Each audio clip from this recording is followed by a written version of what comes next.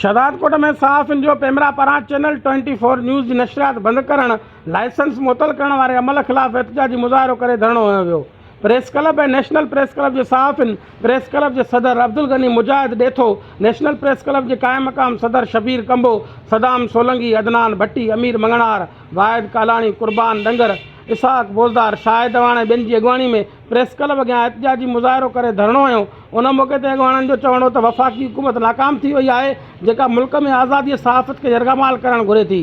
जेकॾहिं ख़ासि channel 24 news channel जी नशरियात बंदि कराए लाइसेंस मुअतल कयो आहे। हिननि जो चवणो त मुल्क में अॻे ई मीडिया वॾे बहिराण में आहे, वरी मथां चैनल 24 न्यूज़ जो लाइसेंस मुअतल करे सभई सहाफ़ियुनि जे रोज़गार खे ख़तरे में विझी छॾियो आहे। हिननि मुतालबो कंदे चयो त चैनल 24 न्यूज़ जे मुअतल थियल लाइसेंस बहाल करे सहाफ़ियुनि में पकड़ियल बेचैनी ख़तमु कई वञे।